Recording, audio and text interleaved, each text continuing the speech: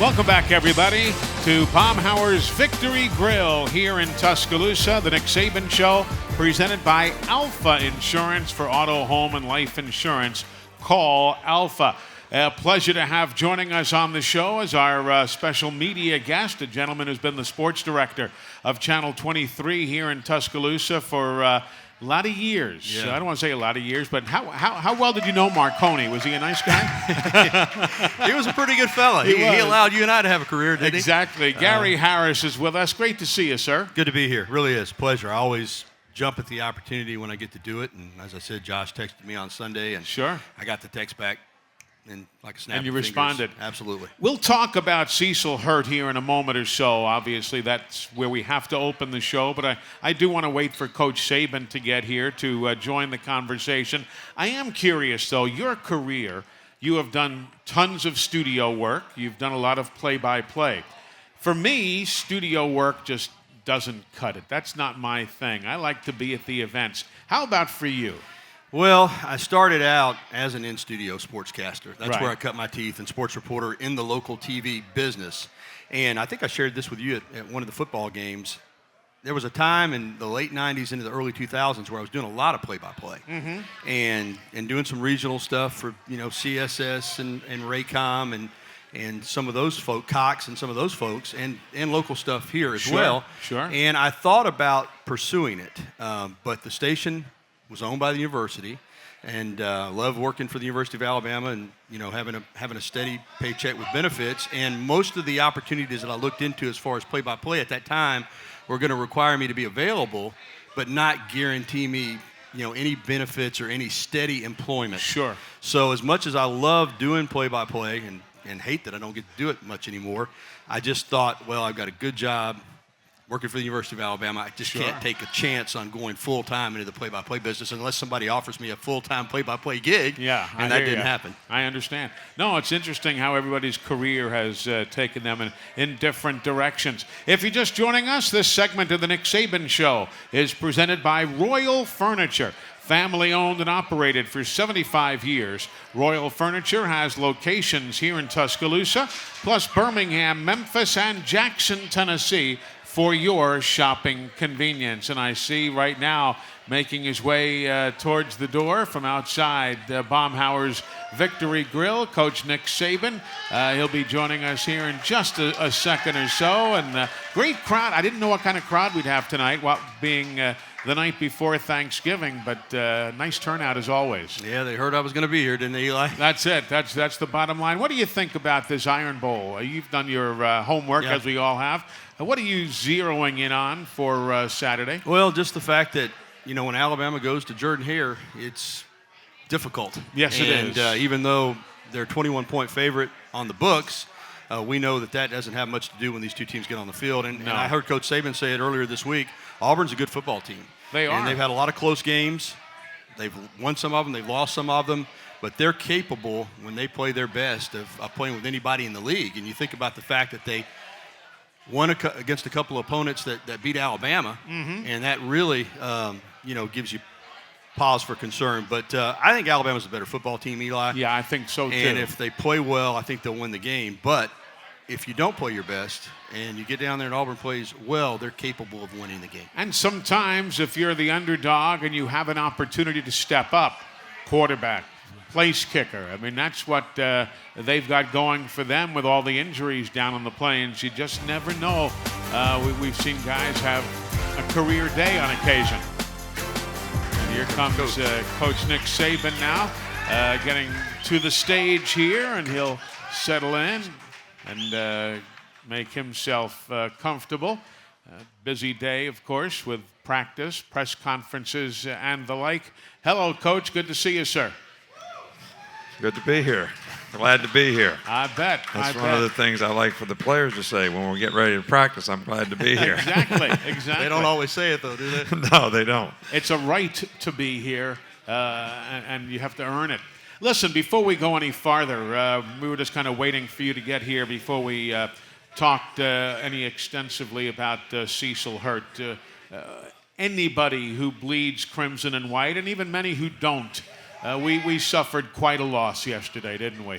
Well, Cecil was to me, one of the, best of his time in terms of being a journalist. Yeah. He truly was a journalist. He just wasn't a reporter. He didn't try to create news. He's a very bright guy who had great perspective on things, and he was also a good friend. Yes, he was.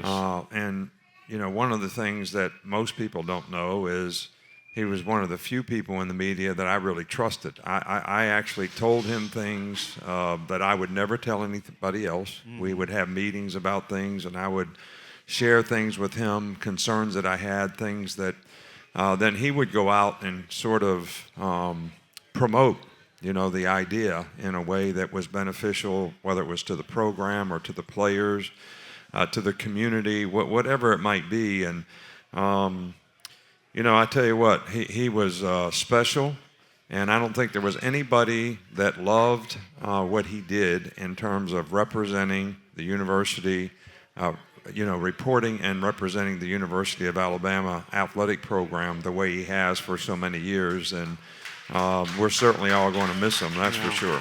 The common denominator, and I've been here since the days of Coach Curry, the common denominator is that Cecil had that trust with all of the head coaches. He had their ear. What made him so easy to talk to? I just think it was his demeanor. The guy was really intelligent. Right, very. And he never, ever sort of made you feel like he was putting you on the spot by trying to get some information that you weren't willing to share. So it was really easy to have, sort of very frank, open conversations with him in a way that when you don't trust somebody because you don't know how they're going to spin it or what it's going to make you look like when you actually tell them the truth. Sure. And maybe it's not quite what they want to hear, and then they use it to their advantage to create something. He never did that.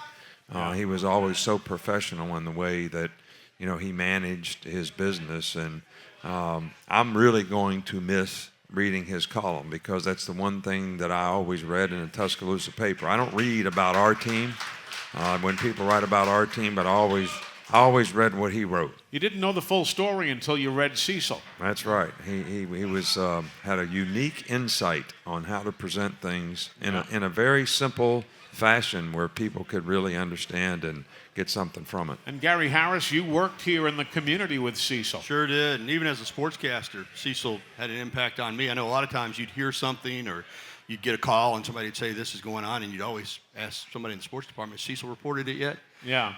He was kind of the go-to guy even in the business. Influence and impact. I mean, I think if you're a media person, those are things that you want to have. Mm-hmm. And I don't know that anybody in the state of Alabama that covers sports had more influence and impact than Cecil. And not just locally, as Coach knows, and Eli, even as a local sports writer. I mean, he started his career in Tuscaloosa. He never left. But people nationally, I would say, regardless of the city, regardless of the market size, Cecil had as much impact covering Alabama on the national scene as anybody, even more so than some of the national writers and sportscasters that come in here. I just think Cecil was the guy. Everyone knew who he was. Everyone respected him. And in the press box, Cecil, as Coach said, he was kind of unique. And my relationship with Cecil wanted to talk to you. He'd come up to you and talk to you. Yes. And so a lot of times I would see Cecil, but I just wouldn't say anything. If he wanted to have a conversation with me, he would initiate it, and I respected that. And when he did want to talk, you were all ears because he could share some things with you, not just in terms of Alabama sports, but music, concerts that he'd been to,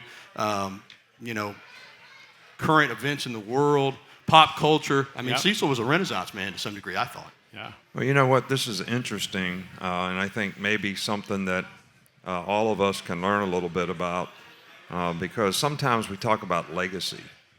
What's your legacy going to be? We always want to be a good ancestor. We want to plant trees that we never see grow. Mm-hmm. And something like this happens to somebody that's close to all of us, regardless of how well we knew them, makes you realize, how fragile, life really is and how we're all just a caretaker of our own legacy by, the choices and decisions that we make. And, I always tell the team this, you honor those who came before you, and also those who come after. Right. And it's all of our responsibility to leave the jersey better because of how we represented, how we played, how we did things, how we went about what we did. And I think that, like Cecil really leaves a legacy for his profession that everybody thinks he made it better.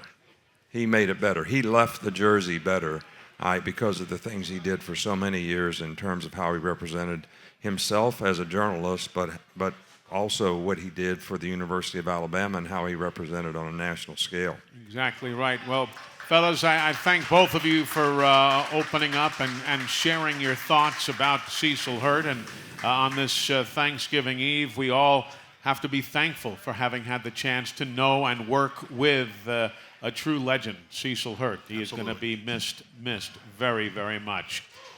When we come back, we'll shift gears to the game at hand. We'll talk Iron Bowl with Coach Nick Saban. That follows these messages here on the Crimson Tide Sports Network from Learfield. Billingsley in motion, returns to the left of the formation. Here now, Bryce looks, throws the out route into the end zone. Mechie, he's got a touchdown, Alabama. He got the position on Monteric Brown, and 20 yards later, he receives a beautifully thrown pass, the 34th touchdown pass of the year. And for John Mechie, another touchdown reception. He's got 77 catches for 895 yards now. Coach is able to utilize him, utilize Jamison Williams, utilize Slade Bolden, and a number of the younger players as well. And that's a nice part of the artillery there, Coach, when you can throw to guys like that. Yeah, well, those guys have all done a really nice job for us, but Bryce has had an outstanding year. Unreal. Making good choices and decisions to, get the ball to these guys. But they've made a lot of explosive plays with great vertical catches as well as very good run after catch to make explosive plays. So, when you throw it for 500 and some yards like we did last week, that's a lot of good players doing a lot of good things. And those three certainly contributed to it in a first-class fashion. Gary, why don't you jump on in and let's get the football talk going. Thank you, Eli. Coach Saban, I'm going to ask you about the other quarterback. Of course, Bo Nix had started every game of his career, and he hurts an ankle against Mississippi State. TJ Finley steps in. Bo Nix was so athletic, he extended plays because of his athleticism. This guy is as big as some defensive linemen. I've watched him already. Guys get their hands on him, but they don't get him down. And he extends a play just by being able to stay up on his feet, and then he finds a wide-open receiver. The challenge of facing a quarterback that big and strong. Well, I think we had the similar situation last week, which people can really kind of appreciate and understand if they saw the game last week. The guy was so difficult, so big, and so strong, and I think, Finley is very, very similar, in style to that guy. Same kind of strong arm, same kind of accuracy down the field. And is very difficult to sack and get on the ground because he's such a big, strong, guy. So different than Bo. I mean, Bo was a great player, is a great player, and has had a great career, and probably will continue to have a great career, whatever he decides to do in the future.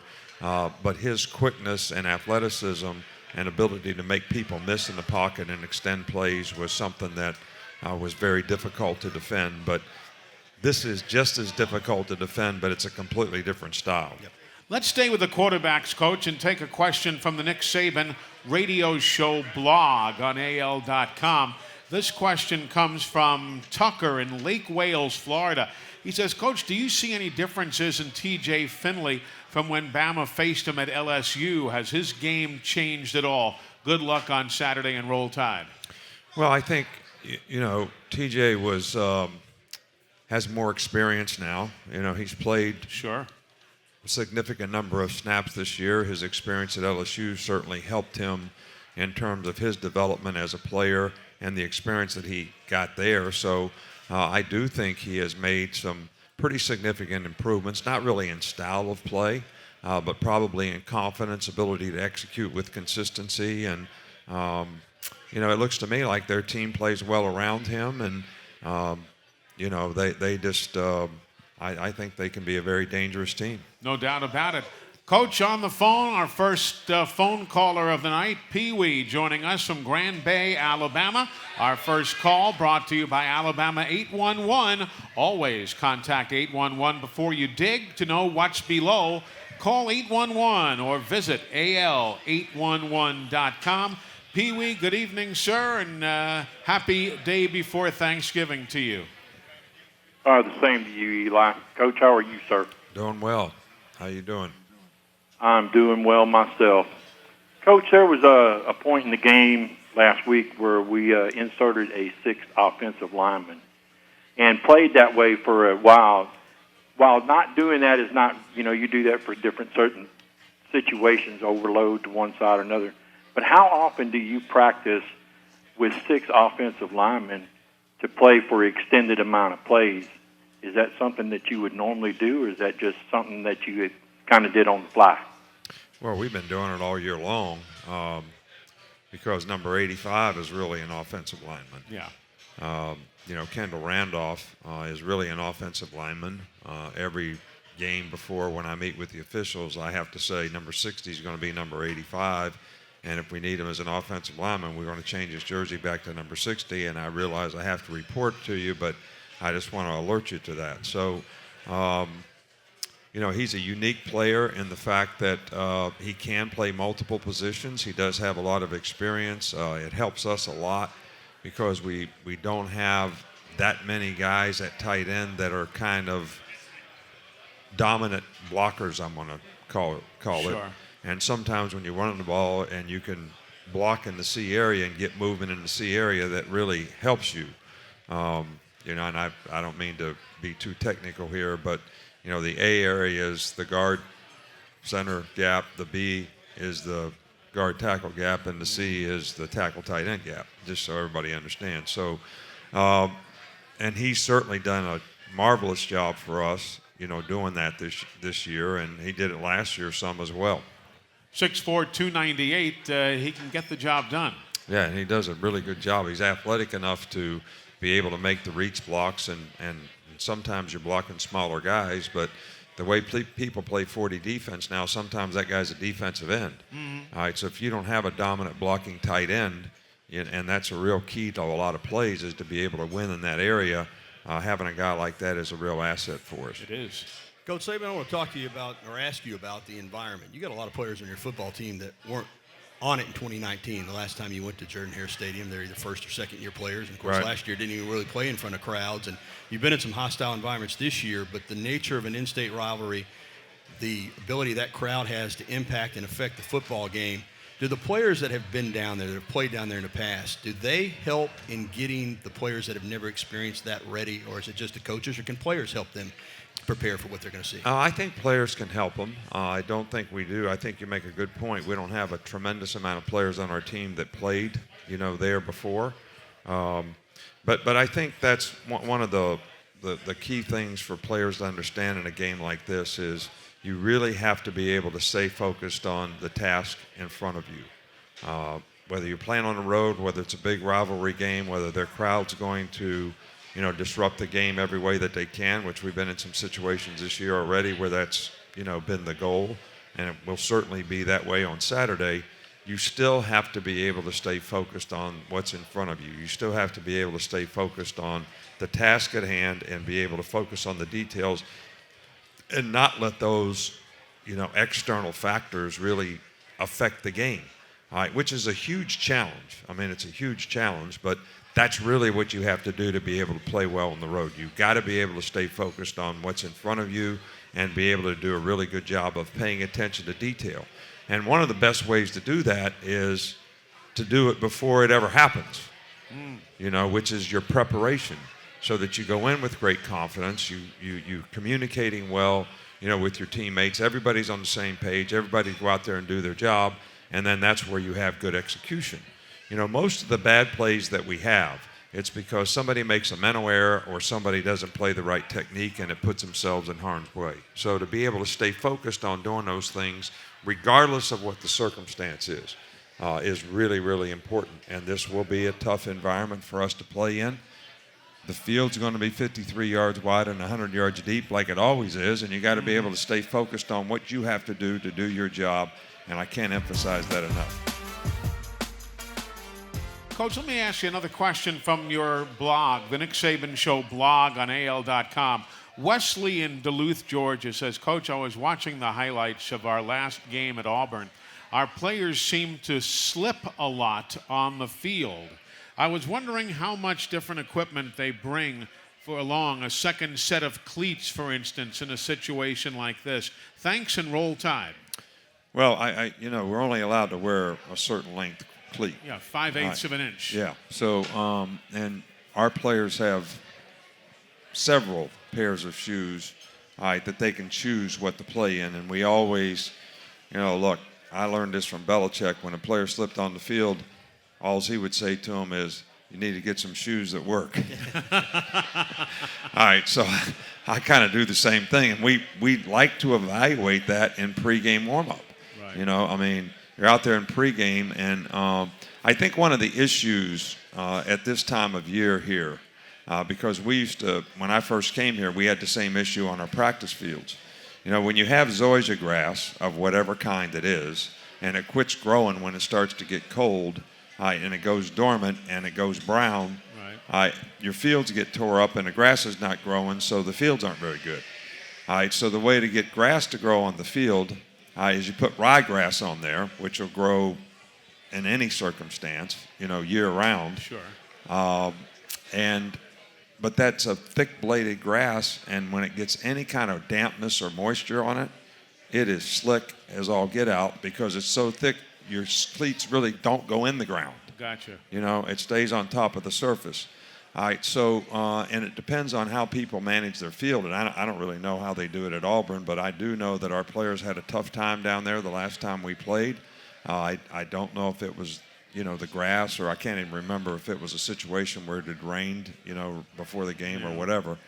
But I don't think that cost us the game. I think, throwing pick sixes, mismanaging the clock at the end of the game and getting a penalty that gave them a first down. We did a lot of things that contributed to not being successful there that, was, affected the outcome of the game. And really, you think of every game that we've played down there, it's been the same thing. Yeah. Even the pick six game, everybody talks about the pick six, but nobody talks about the 5 times we had the ball inside the 25-yard line in the fourth quarter with a 7-point lead and never scored a point. Never scored a point. Ran the ball to the 3-yard line. Guy hits a guy in the head in the end zone, gets a 15-yard penalty. We got a field goal block. We missed another field goal. We would have had 1st and 3 at the 3. We got a penalty, so we get backed up and get no points out of it. So those are the kind of things that I don't care where you're playing or what you're doing. You make those kind of mistakes in a game, the other team's going to take advantage of it, especially when you do it on the road, especially when the momentum of the game can swing, when you don't execute and you give people opportunities. No different than our game last week. We did a lot of good things in the game last week. We played physical. We played tough. We played hard for 60 minutes. We made a lot of explosive plays. But we never ever put the other team away. We kept shooting ourselves in the foot. Whether, we had the ball on the 10-yard line, all right, ready to score. We get a holding penalty that calls back a touchdown. Bryce scrambled for a touchdown. We get a holding penalty. And the holding penalty was 25 yards away from the play. So it was not a very disciplined thing to do. So then we take a sack after that, and now we're at the edge of field goal range, missed the field goal, fumbled the ball on the 2-yard line going in after a great drive, stop them, and got our eyes in the backfield instead of watching our man on the field goal. Everybody says he ran into the officials. Yeah, he ran into the official, but if it had been looking at his guy, he might not have run into the official. All right, so they end up scoring a touchdown instead of maybe making a field goal or missing a field goal. So, all these things are things that could have put the game away, and we allowed the other team to continue to stay in the game. And even the last touchdown they scored, busted coverage. The linebacker wasn't even supposed to be covering that guy. All right, so these things are things that we have to get fixed, and we have to learn how to finish and put people away because, if you let people hang around, sooner or later, the ball bounces in the wrong direction, and all of a sudden, that's how you lose. When you're watching the film with the team on Monday or Tuesday, do the guys who make those errors realize that they had done so? And I'm not talking about when you point it out to them, but did they realize, oh yeah, I see now what I did wrong? Yeah, I think the players mostly know what they did wrong right after they do it. Mm-hmm. You know, I think, you know, most of the time when you correct a guy on the sidelines, he gets the message. But they know, and it's a learning experience. It's not like we're yelling at them for making a mistake. We're just saying, hey man, we were in cover 6. You got the B gap. You didn't have the slider boot. You went out of the B gap, and the guy gained 12 yards. Well, I didn't know that we were going to cover 6. Well, you're supposed to know. I mean, that's why you practice, and that's why we have preparation. It's also why we have communication. So, but I will say this in defense of our players. 50% of the plays and formations that we saw in the Arkansas game were not things that we practiced, and they were not things that they had done in the past. So, and people say, well, how do you prepare for those types of things? Well, I mean, there's 1,000 ghosts that you can defend. You can't defend them all. You got to try to get the team ready to play for what you think the team has done in the past and what they're going to do against you. And sometimes they do new things, and it takes, you know, time for players to be able to adapt. And what people don't understand is when somebody does something different and it confuses players, even when you go back to the things that you did practice, they don't respond well enough and adapt well enough to those types of things. But I think that's really the importance of having experience on your team and good leadership, because they don't start reeling. You know, you don't get guys that get affected by things that happen in the game. Just play the next play. I mean, that's what we always tell them. You got to play the next play. You know, we're going to play a 60-minute game.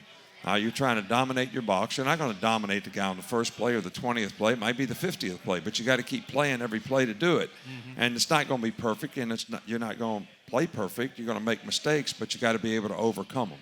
And how you overcome and learn from the mistakes that you make and how adaptable you are in the game affects your consistency and performance, and that's something that we need to improve on some parts of our team. We're going to come right back. We've got a lot more to hear from Coach Nick Saban. We're joined by Gary Harris, Sports Director of Channel 23 here in Tuscaloosa. So don't you go away as we're live at Baumhauer's Victory Grill here on the Crimson Tide Sports Network from Learfield. An empty backfield behind Bryce. He'll clap his hands, backpedals, has time here, steps up, looks long. Jameson's got the man beat. He makes the grab at the 30. He's to the 20. He's to the 10, to the 5. Touchdown, Alabama, 79 yards. You can see that one coming as far out as about the 35-yard line. Jameson had both defenders beat, and Bryce laid a dime into his hands.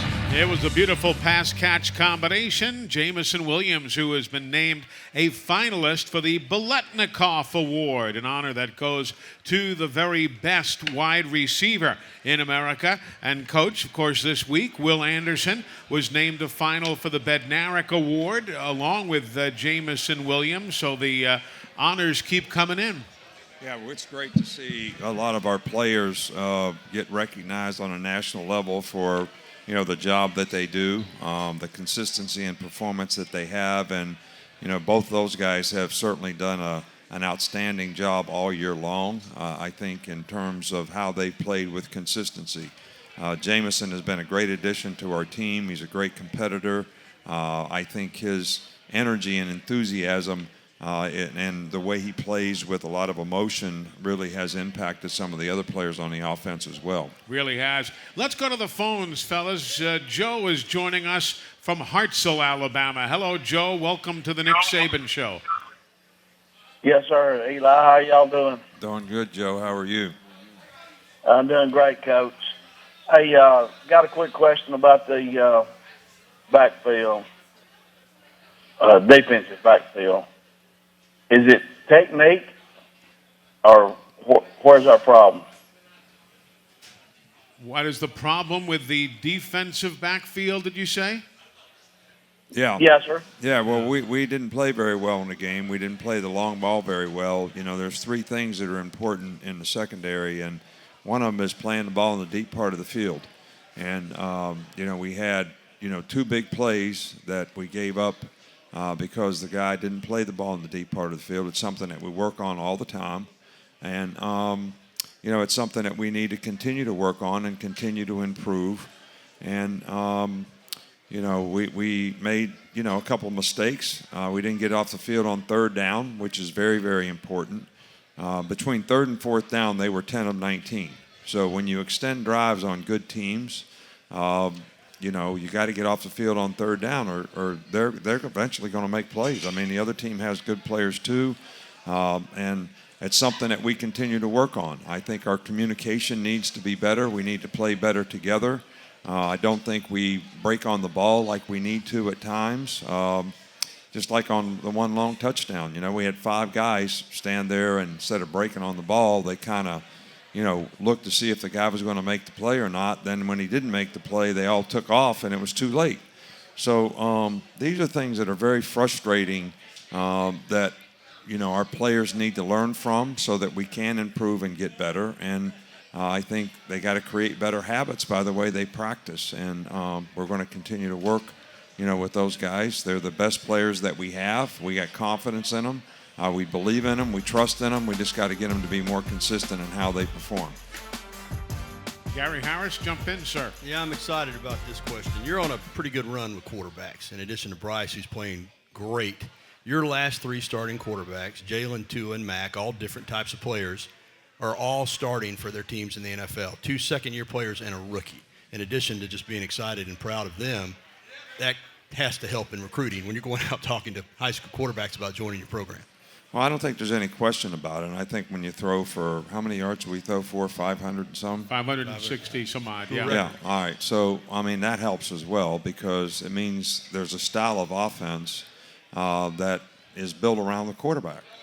And, you know, years ago, we probably couldn't say that because we were more of a running team and the team was built more around the running backs and the offensive line.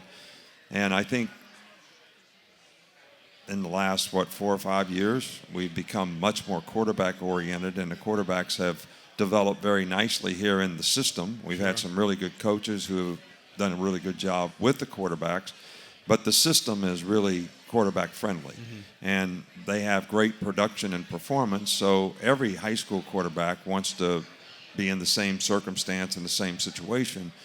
And, you know, the other thing I think that helps our quarterback development, other than Jalen Hurts, who had a great knack for being a runner, and early in his career before he developed into a really good passer, he probably need to do the quarterback runs to be an effective player at the position.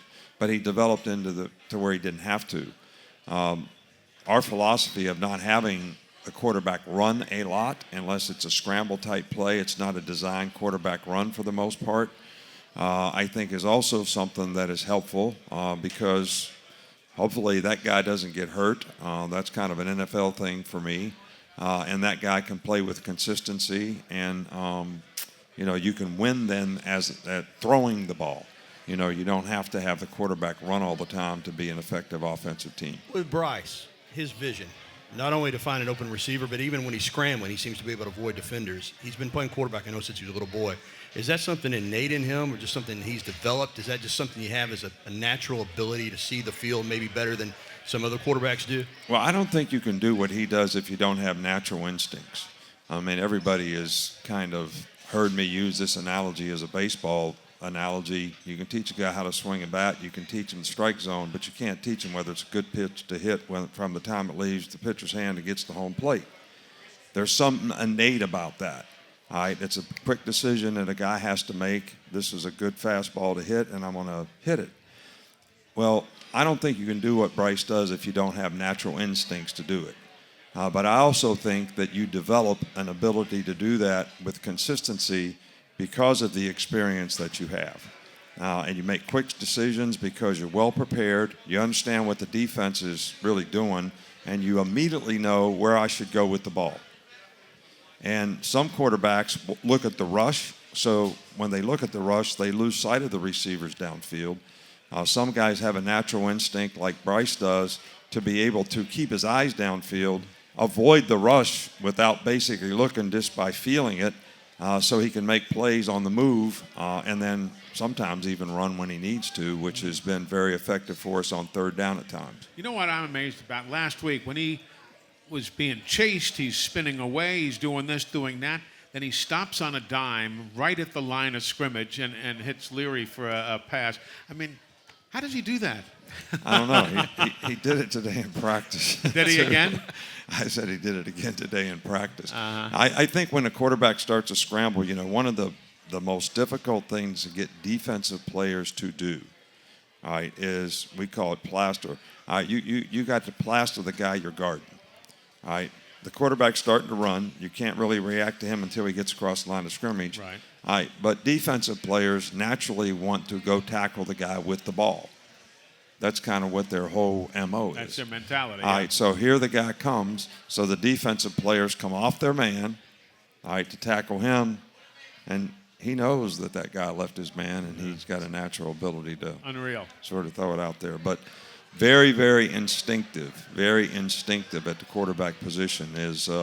Some of it is innate, but some of it is developed through the years of playing the position and having experience. We're coming right back. We've got more with the coach. And by the way, we will have a show next Thursday night. It'll be a preview show for the SEC championship game next Thursday night, same time, 6:30 until 8, right here on the Crimson Tide Sports Network from Learfield. High snap, gets it. Evan Neal picks up the blitz, long throw, Jamison Williams, touchdown Alabama! Jamison Williams, touchdown, 40 yards. He beat the defense like a blur. And a beautiful throw, another 40-yard toss for Bryce Young.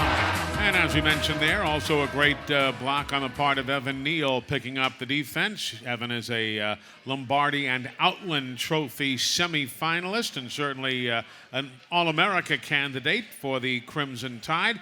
This segment of the Nick Saban Show sponsored by New Coke Zero Sugar. New look, improved taste, new Coke Zero Sugar. Let's go to Selma, Alabama now. Roy is on the telephone. Hello, Roy. Good evening. Hey, I know y'all doing great, but anyway, Bama Nation people want to wish all of y'all there, Coach, Mr. Terry especially, and your family, and you, happy Thanksgiving, and also especially with your daddy's Nick's kids. Saw that on TV there. That was great. Also, how do you keep the rat poison from the media on? How do you get the team to tune it out? For example, with Arkansas, we were supposed to blow them out, and then you don't do it, and it's because you have created such a game atmosphere that we go to the games knowing we're going to win, but we just don't know by how much. And well, it's... well, I tell you what, I'm glad you go to the game that way because I don't ever go to the game that way. I have too much respect for the other team. Been in too many games, whether we won when we weren't expected to win or, the other team beat us. I think, people don't really... Rat poison is rat poison, and the media is always going to create it.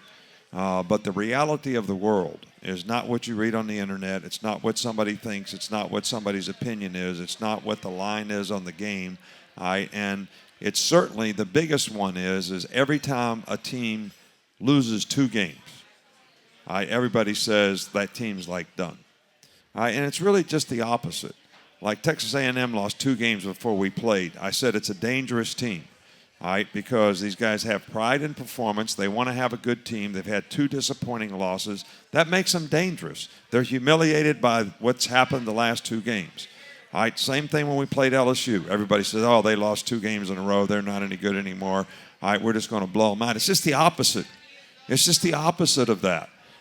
They're competitors. They have moms and dads. They have pride in performance. They have things that they want to accomplish and they want to do, and they want to be good.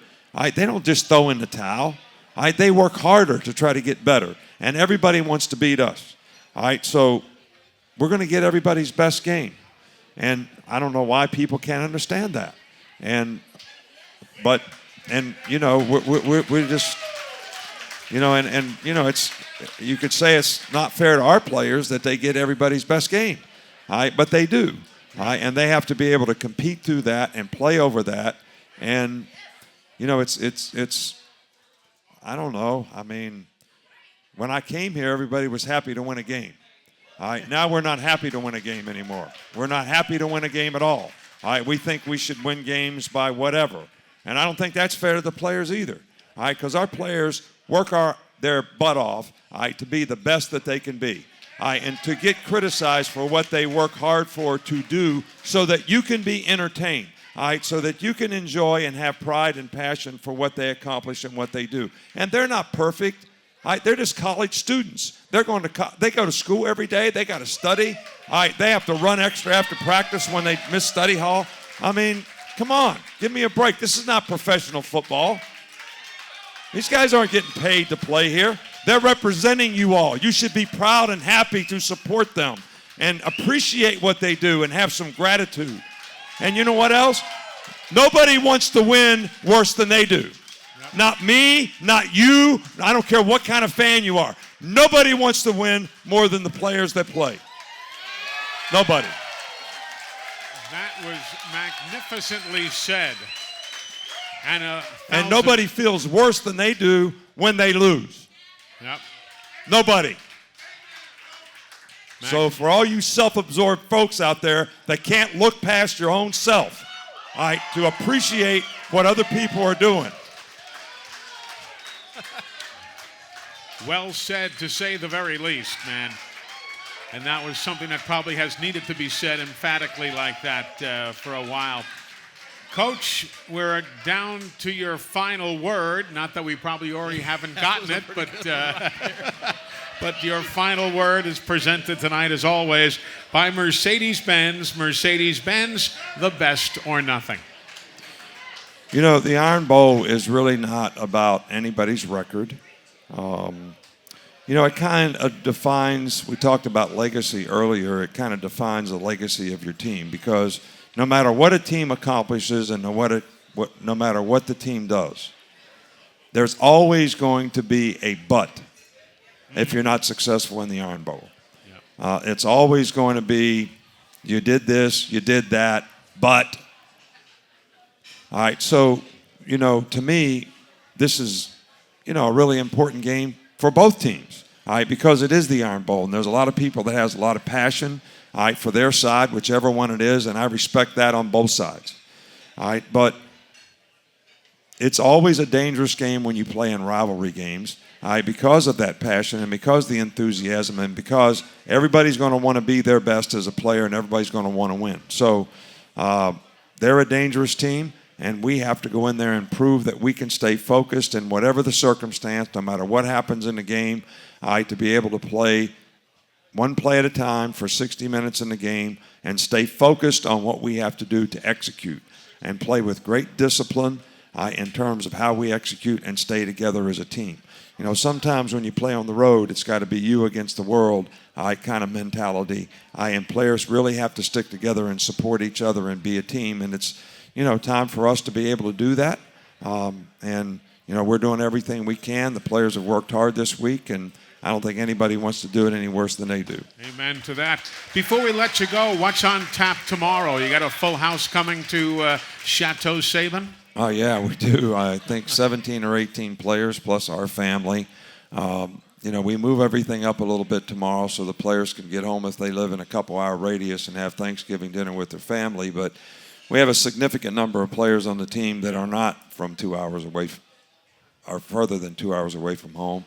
So all the coaches try to make sure that they have some place to go for Thanksgiving dinner. So we're going to have 17 of them at our house tomorrow night, and we'll always enjoy it. And I just wanted to take a minute, too, to, you know, wish everybody a very happy holiday for Thanksgiving. You know, this is a time when we all should have a lot of gratitude for the things that we have, relationships, family, friends, all kinds of things that we shouldn't take life for granted.